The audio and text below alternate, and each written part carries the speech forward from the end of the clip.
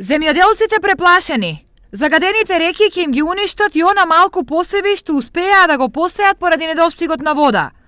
Она што изминативе денови се случува со Осојница, Кочанска и Оризарска река, за нив е вовед во нови проблеми и загуби.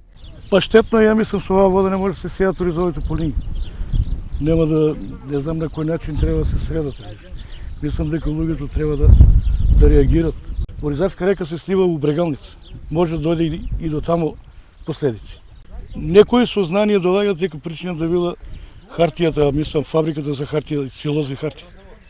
Од тамо е испуштено некои материјали. Проблемите за земјоделците со загадувањето започнаа минатата недела и од тогаш до сега за нив мира нема. Ова се случува веќе 7-8 дена. Првата етапа беше пред, мислам, петок, пред 8 дена.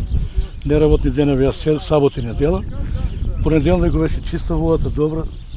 Ова е втора етапа. Ја мислам дека помор има на риби цела река, Оризарска река. Треба да се преземат некои мерки, да се биде виновник. На терен веќе се забележани и првите случаи на помор на риба, што за земјоделците е доволен аларм за сериозноста на состојбата.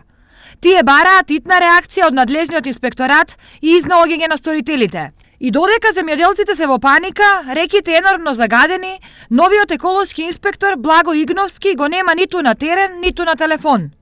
Има ли земено мостри, кога, од каде и што покажале анализите, се прашањата на кои тој има и морална и професионална обврска да одговори.